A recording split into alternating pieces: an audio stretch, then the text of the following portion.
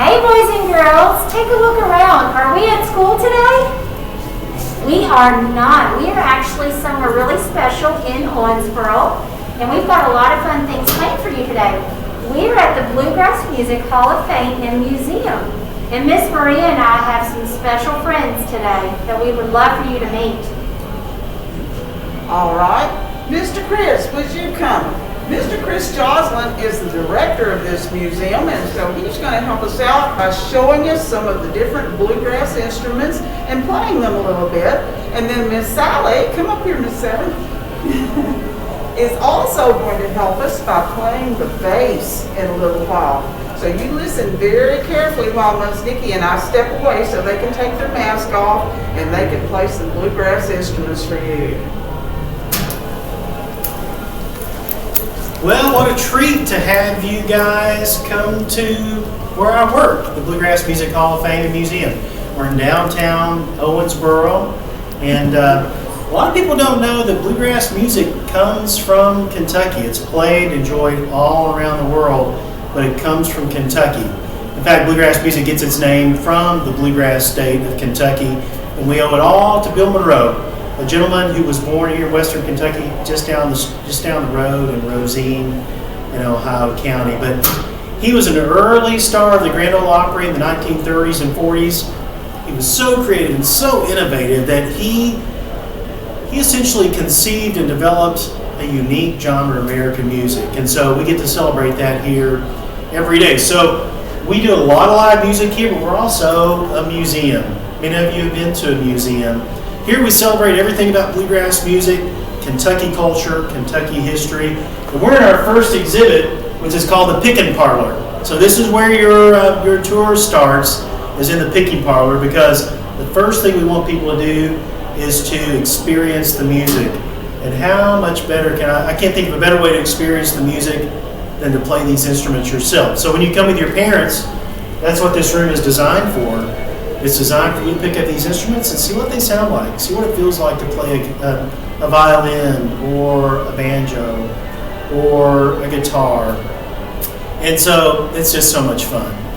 And so what I want to do is just give you a little taste of what you would experience when you come here. I want to talk about some of the musical instruments and their role in bluegrass. Let's start with one of my personal favorites, the 5-string banjo.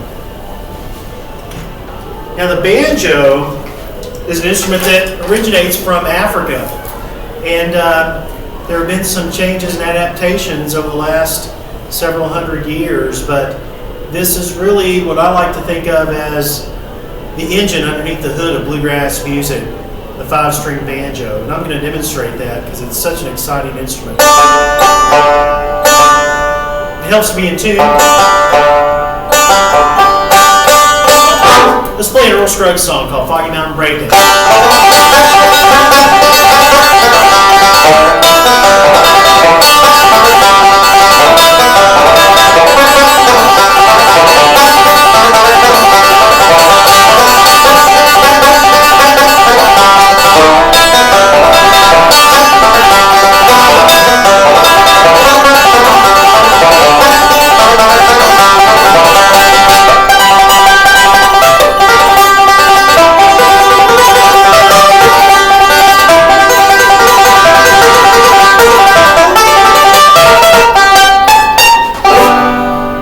The 5-string banjo.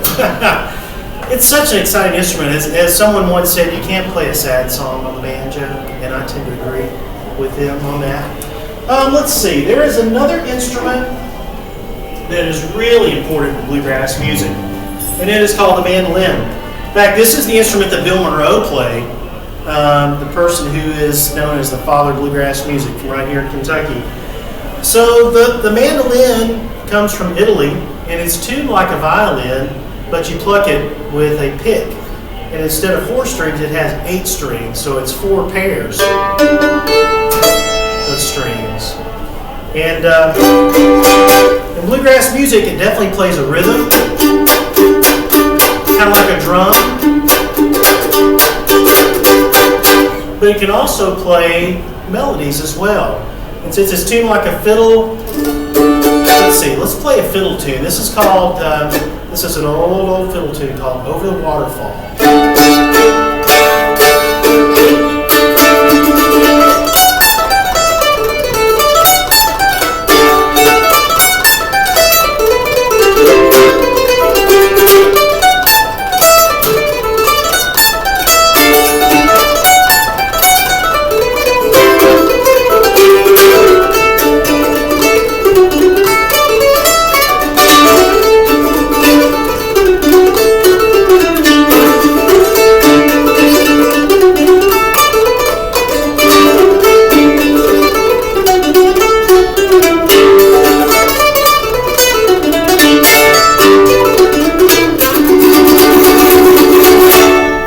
That's the mandolin. And this is a Gibson mandolin, very similar to what Bill Monroe played. And his mandolin is in the Country Music Hall of Fame Museum. That's another location you should put on your bucket list after you come to the Bluegrass Music Hall of Fame Museum. Let's see. The fiddle is another instrument that is really important in bluegrass. You know, bluegrass music is almost always acoustic instruments, no electric instruments. Because when people, back many years ago, I know it's hard to imagine before television, before telephone, before smartphones, before other mobile devices, people just had to make up their own sources of entertainment. And oftentimes here where we live, that entertainment was in the form of making music. So a lot of people play music just for entertainment. And the fiddle was a big part of that. There's a rich history of fiddle music here in Kentucky. I'm not a great fiddle player, but I'm going to demonstrate this. And when you come to visit, you'll have to see how well you can do on the fiddle. It's a fun instrument. Let's see.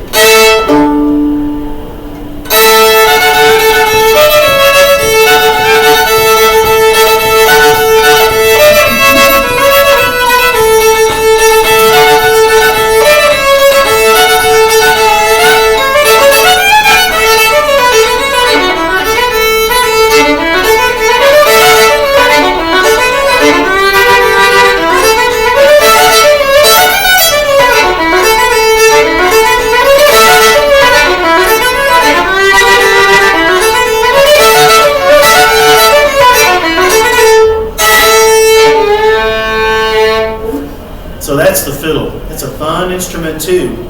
And again, it's fun to try to play. So when you come visit, you'll have to try to play a fiddle.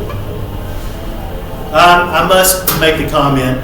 Some people ask what's the difference between a fiddle and a violin. And there's really no difference between the instrument. It's mainly just how it's played. So fiddle and violin are the same thing. Okay, so there was a unique instrument that snuck into bluegrass music in the mid-1950s. And it wasn't in Bill Monroe's original band, but in the mid-1950s, a guy named Josh Graves from Tennessee joined a group called Flatt and Scruggs and introduced something called the dobro guitar.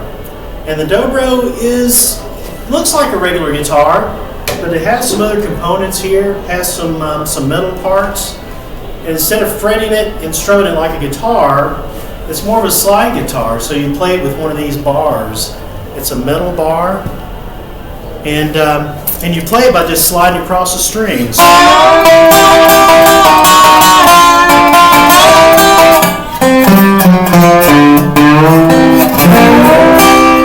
So it definitely has a unique voice. Let's play I'll play a fast song and a slow song.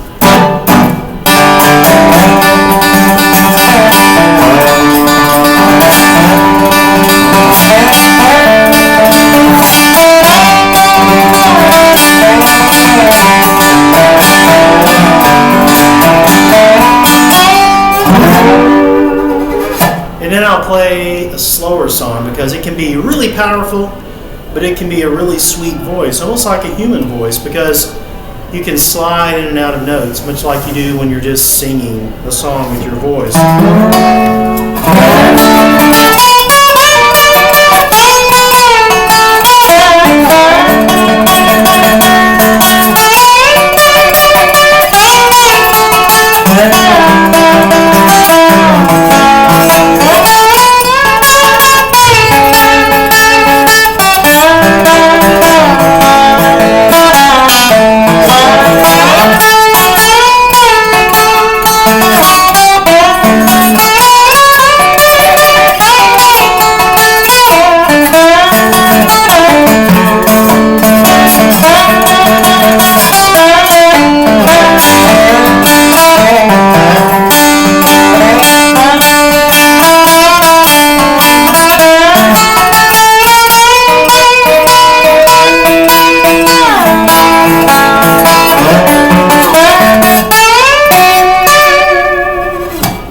called a dobro, and you too can play this when you come visit the Bluegrass Music Hall of Fame and Museum.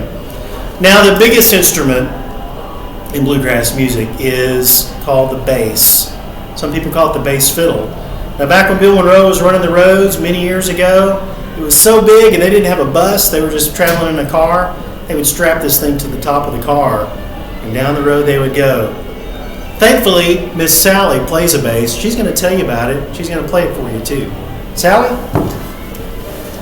Thank you, Chris. So exciting, all those instruments. And what do you notice? This is big. Very, very big. It's taller than I am. But you know what? It only has 4 strings on it. 4 strings. And the bass, like Chris said, Bill Monroe had one. It's been from the beginnings of bluegrass. The bass has been one of the big instruments and an important instrument in bluegrass music. It basically, when you play music, you have to have a rhythm.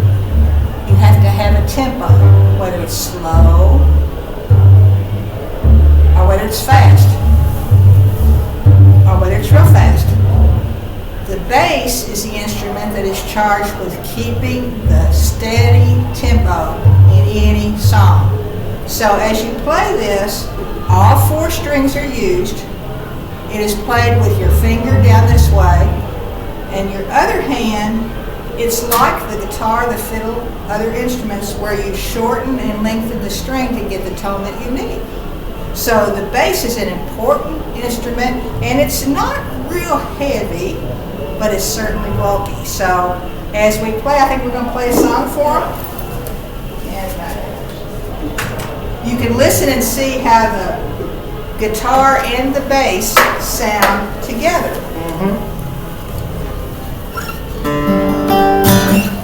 So with the guitar, it's a rhythm instrument too. And the bass and the guitar work very closely together. In fact, maybe we can show that. We talked about rhythm. So I'll do a rhythm with the guitar, and then I'll do without the bass, and then we'll add the bass so you get a sense of what that sounds like.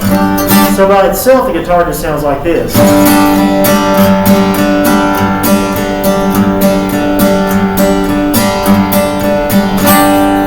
But when you add another instrument, that's when the real fun begins, like this. 1, 2, 3, 4. Wow, suddenly you're having a human interaction with someone and you're playing music. It's like you're having a conversation. And it's so much fun. And you can do things like this. I said, blue moon of Kentucky, keep on shining. Shine on the one that's gone through the tree. Blue moon of Kentucky, keep on shining. Shine on the one that's gone through the tree. It was on and on, the stars shine bright, and whispered, come on high, your love said goodbye. Blue moon of Kentucky, keep on shining. Shine on that's gone back to blue. Oh, shine on that's gone back to blue. Wow, that's great. So I hope you've enjoyed just a little snippet of what you can experience when you come down here. And you ladies may have something you want to add here at the finish line, but it's been so fun to welcome you into the Bluegrass Music Hall of Fame and Museum, and to play a little music for you and hopefully give you an opportunity just to experience the music firsthand. Boys and girls, I think we need to tell Miss Sally and Mr. Chris a big thank you. Miss Marie and I had a great time getting to listen to all these instruments. Come on down, check it out. This is such a fun place here in Owensboro. We hope you enjoy this video. Let's play it out. Let's do it. 1, 2, 3, blue moon of Kentucky. Wait, how